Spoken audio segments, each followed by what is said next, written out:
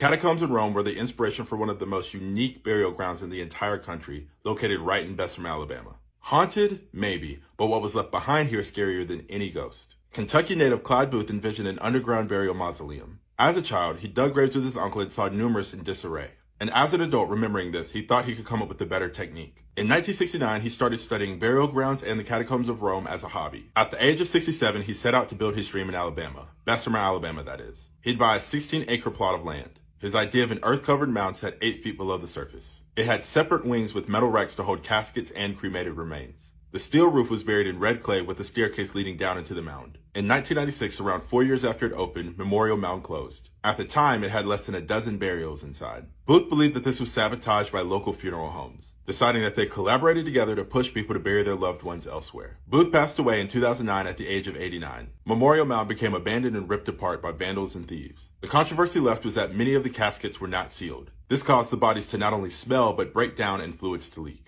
Local authorities knew but refused to do anything about this until 2014. This is when photos surfaced online with the remaining corpses that were decaying. The remains of 1 infant and 7 bodies were found and removed. While inside, people have claimed that they experienced paranormal activity. Now that it's tucked away as private property, which means no trespassing, it's hard to say if that's actually true. And even if it was, it pales in comparison to the reality of one of the strangest features in the entire state of Alabama and the country.